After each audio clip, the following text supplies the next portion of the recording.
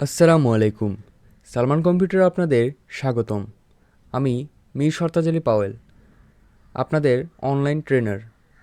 আজকের এই ভিডিওতে আমি আপনাদেরকে মাইক্রোসফট ওয়ার্ডের ইনসার্ট ট্যাবের কিছু টুল সম্পর্কে দেখাবো। গত ভিডিওতে আমরা ইনসার্ট ট্যাবের কিছু টুল সম্পর্কে জেনেছিলাম। আজকে আমরা শেষ থেকে কন্টিনিউ করব।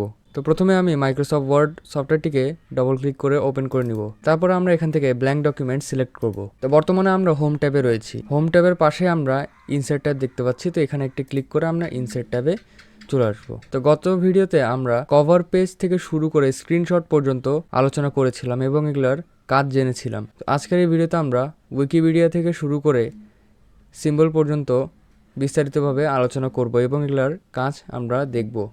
তো প্রথমে উইকিপিডিয়াতে যদি আমরা আসি, তাহলে উইকিপিডিয়ার মাধ্যমে আমরা আমাদের ডকুমেন্টে কাজ করা যে কোনো ইনফরমেশন আমরা উইকিপিডিয়া থেকে আনতে পারবো।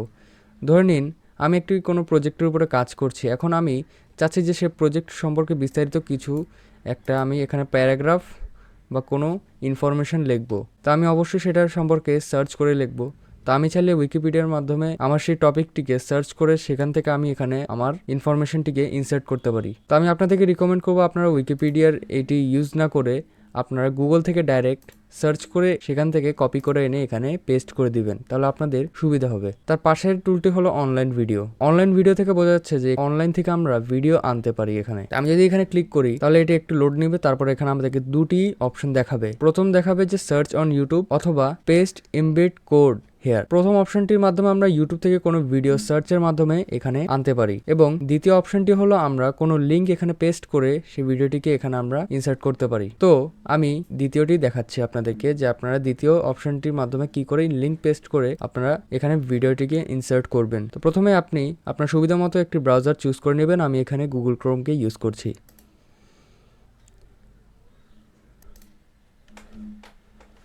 তো আমি এখানে সময় বাঁচানোর জন্য ইউটিউব থেকে একটি ভিডিও এখানে লিঙ্ক কপি করে নিয়ে আসছি। তো ধরে নিন আমি এই মাইক্রোসফটের ওয়ার্ডের টিউটোরিয়ালটিকে আমি আমার ভিডিওর মধ্যে আনবো। তাহলে আমি এখানে প্রথমে একটি ক্লিক করব। তারপরে উপরে যে সার্চ বারটি দেখতে পাচ্ছেন এখানে সেই লিঙ্কটি চলে এসেছে এবং এটিকে আমি আমার মাউসের লেফট বাটনে চেপে ধরে রেখে এটিকে ড্র্যাগ করলেই আমি আমার লিঙ্কটিকে সিলেক্ট করতে পারবো এবং এটিকে কন্ট্রোল ভি প্রেস করার মাধ্যমে অথবা রাইট ক্লিক করে কপির মাধ্যমে আমরা এটিকে কপি করে তারপর আমাদের ওয়ার্ডে গিয়ে এখানে আমরা লিঙ্কটিকে পেস্ট করতে পারবো। তো পেস্ট করার জন্য আমরা দুইভাবে পেস্ট করতে পারি। কন্ট্রোল ভি চাপলে এখানে পেস্ট হয়ে যাবে অথবা আমরা চাইলে মাউসের রাইট বাটন ক্লিক করে এখানে পেস্টে ক্লিক করে পেস্ট করতে পারি।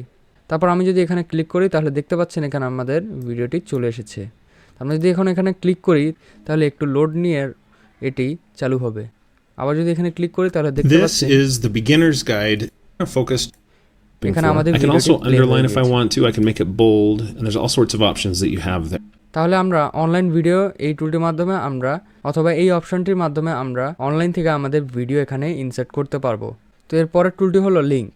লিঙ্কে যদি আমরা ক্লিক করি তাহলে এর পরের টুলটি হলো লিঙ্ক। লিঙ্কের মাধ্যমে আমরা আমাদের ডকুমেন্টের মধ্যে কোনো রকম লিঙ্ক তৈরি করতে পারবো। আমি প্রথমে লিঙ্ক অপশনটিতে ক্লিক করলাম। তারপরে এখানে আমাদের কাছে অ্যাড্রেস চাচ্ছে অথবা আমরা বলতে পারি আমাদের কাছে সেই লিঙ্কটি চাচ্ছে যে লিঙ্কটি আমরা এখানে অ্যাড করতে চাই। তা আমি সুবিধা মতো আমার একটি লিঙ্ক এখানে অ্যাড করব। তো আমি চাচ্ছি যে আমি আমার সেই ইউটিউবের টিউটোরিয়াল ভিডিওটির এখানে লিঙ্কটি পেস্ট করব। তো এখানে আমি কন্ট্রোল ভি চেপে আমার লিঙ্কটি এখানে পেস্ট করতে পারি এবং এখানে আমি চাইলে এটির নামও দিতে পারি লিঙ্কটির। তো আমি এখানে নাম দিচ্ছি MS ওয়ার্ড টিউটোরিয়াল। তাহলে এখানে দেখতে পাচ্ছেন আমার এই লিঙ্কটি MS ওয়ার্ড টিউটোরিয়াল নামে এখানে চলে এসেছে। লিঙ্কটি আমরা দেখতে পাচ্ছি না, কিন্তু এর উপরে যদি আমরা কার্সারটিকে নিয়ে যাই তাহলে এখানে উপরে আমরা লিঙ্কটি দেখতে পাবো এবং আমরা অবশ্যই এখানে কন্ট্রোল প্রেস করে দেন এখানে লিঙ্কে ক্লিক করব। তাহলে দেখতে পাচ্ছেন এখানে আমাদের ব্রাউজারে এই ভিডিওটি ওপেন হয়ে গিয়েছে।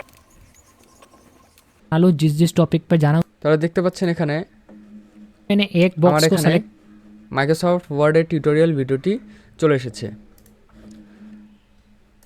এবং এখানে অবশ্যই কন্ট্রোল চেপে ক্লিক করতে হবে, না হলে দেখতে পাচ্ছেন আমি যদি এই লিঙ্কের উপর কার্সারটিকে নিয়ে যাই তাহলে এটিকে এডিটের অপশনে যেরকম আমাদের কার্সারটি থাকে সেরকমভাবে এটি বিহেভ করছে। কিন্তু আমরা যখনই কন্ট্রোল চেপে এখানে লিঙ্কের উপরে নিয়ে যাব তখন দেখতে পাবেন এখানে একটি হ্যান্ডের আইকন চলে এসেছে এর মানে এটিকে আমরা ক্লিক করলে এটি ওপেন হবে। তারপরে আমাদের অপশানটি হলো বুকমার্ক।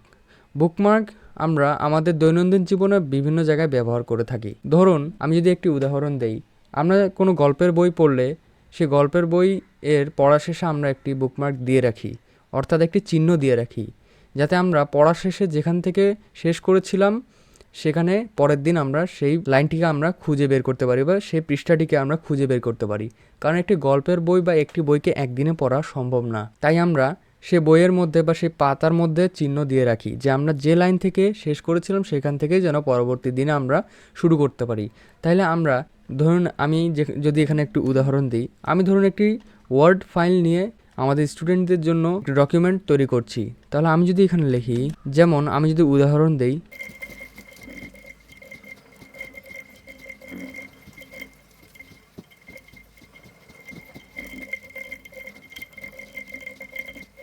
তো আপনারা দেখতে পাচ্ছেন আমি এখানে অনেকগুলো পেজ নিয়েছি এবং এখানে উপরে কোশ্চেন আছে। তো এখন একদিন ওয়ার্ডের নোট বানালাম, তারপরের দিন এক্সেলের নোট বানালাম এবং সেগুলোকে আমি রিচেকিং করছি যে সেগুলোতে কোনো ভুল আছে কি না। এখন আমি তার পরের দিনের জন্য আমি সেই বাকি কাজটি রেখে দিলাম। তো আমি যদি চাই যে এখানে আমি ওয়ার্ডের ফাইলটিকে চেক করেছি, এখন আমি এক্সেলের ফাইলটিকে আগামীকাল চেক করব, এই জন্য আমি এখানে বুকমার্ক দিব। তা আমি এখানে বুকমার্কে ক্লিক করে এখানে আমার বুকমার্কের নামটি দিতে পারি। যেমন এখানে আমরা যে টাইটেলটি এখানে দিয়েছি, যেটি আমরা বুকমার্ক করব, সেটিকে অবশ্যই এখানে সেই নামটাই দেওয়ার লাগবে এবং বুকমার্কে কোনো রকম স্পেস থাকবে না। স্পেসের জায়গায় আমি আন্ডারস্কোরটিকে ইউজ করব। যেমন এখানে লিখব হোয়াট ইজ এক্সেল। তো আমি এখানে দিয়ে এখানে এন্টার দিয়ে দিব। তো এখন এন্টারে ক্লিক করার পরে এখানে আমাদের বুকমার্কটি অ্যাড হয়ে গিয়েছে। আমি এটিকে এখন আবার যদি ওপেন করি এবং আমার যদি মনে না থাকে যে আমি কোনটির কাজ আগে করেছিলাম এবং কোনটির কাজ আমাকে পরে করতে হবে, তাহলে আমি ইনসার্টে গিয়ে জাস্ট এখানে বুকমার্কে ক্লিক করলে দেখতে পাবেন এখানে আমার এখানে এমএস এক্সেলের এটা চলে এসেছে, বুকমার্কটি চলে এসেছে। যদি আমি এখানে দেখাই, বুকমার্কে গেলাম এবং এখানে হোয়াট ইজ এক্সেলে গেলে আমাদেরকে এখানে ডাইরেক্ট আমরা সেই পেজে চলে যেতে পারবো। তো বুকমার্কের মাধ্যমে আমরা খুব সহজে এক পেজ থেকে আমাদের যে টপিকে আমরা লাস্ট কাজ করেছিলাম সেই টপিকে আমরা জাম্প করে যেতে পারবো। আমাদের তারপরে টুলটি হলো ক্রস রেফারেন্স। এখন আমি বুকমার্কের কাজটি আপনাকে বুঝালাম, এরপরে হলো ক্রস রেফারেন্স এবং আপনাকে ক্রস রেফারেন্স জানতে হলে অবশ্যই আপনাকে বুকমার্কের কাজটি জানতে হবে। তো আপনি যদি বুকমার্কের কাজটি ভালোভাবে বুঝে থাকেন তখনই আপনি ক্রস রেফারেন্সের কাজটি করতে পারবেন। তো এখন আমি যদি এখানে ধরুন আমি এখানে আবারও আমার স্টুডেন্টদের জন্য নোট বানাচ্ছি, তো একটি নোটের নাম দিলাম আমি হোয়াট ইজ। তো দেখতে পাচ্ছেন এখানে আমি এই নোটগুলোর নাম দিয়ে দিলাম। ধরে নিন আমি ওয়ার্ড সম্পর্কে জানি, তো আমি ওয়ার্ড এই পিডিএফটিকে এই ফাইলটিকে আমি পড়তে চাচ্ছি না, এই পর্বটিকে আমি স্কিপ করতে চাচ্ছি। যেমন আমরা ইউটিউবে ভিডিও স্কিপ করি, যেমন যে পার্ট আমরা দেখতে চাই না সেই পার্টটিকে যেমন আমরা স্কিপ করে দিই, ঠিক সেরকম কাজই হচ্ছে ক্রস রেফারেন্সের। তা আমি ধরুন হোয়াট ইজ ওয়ার্ড এই পর্বটিকে আমি পড়বো না, আমি ডাইরেক্ট জাম্প করতে যাচ্ছি হোয়াট ইজ পাওয়ার পয়েন্টে। আমি এখন চাচ্ছি যে আমি ওয়ার্ড এক্সেল এই দুটি পর্ব স্কিপ করে ডাইরেক্ট আমি পাওয়ার পয়েন্টে যাব। তাহলে আমি আমার স্টুডেন্টদের জন্য চাইলে এভাবে একটি ক্রস রেফারেন্স ক্রিয়েট করতে পারি। তো প্রথমে আমাকে বুকমার্ক একটি ক্রিয়েট করে নিতে হবে, হোয়াট ইজ ওয়ার্ড। তো এটিকে আমরা জাস্ট বুকমার্ক দিয়ে দিব ওয়ার্ড, দেন এখানে এন্টার দিলাম। এখন আমি এখানে চাইলে এখানে ক্রস রেফারেন্সের মধ্যে ক্লিক করে এখানে আমার বুকমার্ক থেকে আমি এখানে সিলেক্ট করলাম, রেফারেন্স টাইপ দিব, কারণ আমি যেহেতু এখানে বুকমার্কের মধ্যে দিয়েছি তাই আমি এখানে বুকমার্ক সিলেক্ট করে এখানে হোয়াট ইজ ওয়ার্ড এটিকে সিলেক্ট করব, দিয়ে এখানে ইনসার্ট করে দিলেই এখানে আমার এটা চলে আসবে। এখন যদি আমি এখানে কন্ট্রোল চেপে যদি আবারও এখানে ক্লিক করি তাহলে দেখতে পাচ্ছেন এখানে আমি এই পেজটিতে চলে এসেছি, রিডাইরেক্ট হয়ে গিয়েছি। তো আমি যদি এখানে একটি ক্লিক করি তাহলে আমি ডাইরেক্ট এই পেজের মধ্যে রিডাইরেক্ট হয়ে যাব। তাহলে আমরা ক্রস রেফারেন্সের মাধ্যমে কোনো টপিকে চাইলে ইচ্ছামতো জাম্প করে এই টপিকের মধ্যে আসতে পারি। আমাদের তারপরে টুলটি হলো কমেন্ট।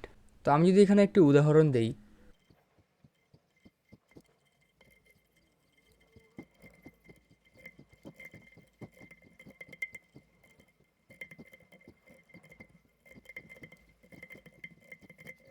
তো ধরুন আমি কোনো স্কুলে জব করি অ্যাজ এ কম্পিউটার অপারেটর। এখন আমাকে কাজ দেওয়া হয়েছে যে যারা বেতন দিছে তাদের নাম এবং ক্লাস লিখে রাখতে।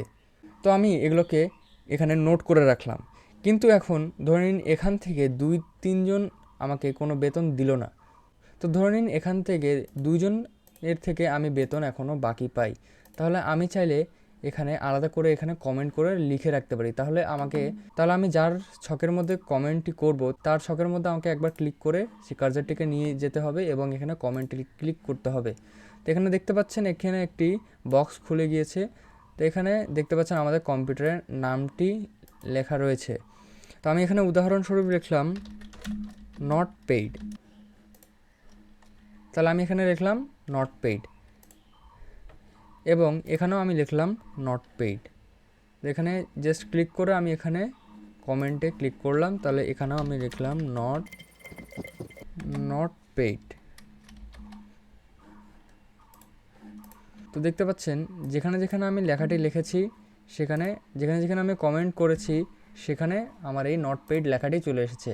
তো আমি যদি এখানে ক্লিক করি তাহলে আমাকে এই ছকটি এভাবে দেখাবে যে এই ছকটি থেকে এই মেসেজটি আসছে। তাহলে আমি বুঝতে পারবো যে এই যে স্টুডেন্টটি রয়েছে মেরি নামের, সে বেতন দেয়নি। এটিকে আমরা শুধুমাত্র একটি উদাহরণ দিলাম, কিন্তু এখানে বিভিন্ন রকম আমরা এই টুলের মাধ্যমে আমরা কাজ করতে পারি কোনো জিনিসকে চিহ্নিত করে রাখার জন্য, যাতে আমরা পরবর্তীতে সেই কাজকে খুঁজে বের করতে পারি। তো এখন আমি চাচ্ছি এটাকে এভাবে না দেখিয়ে আমি এটিকে হাইড করে রাখবো।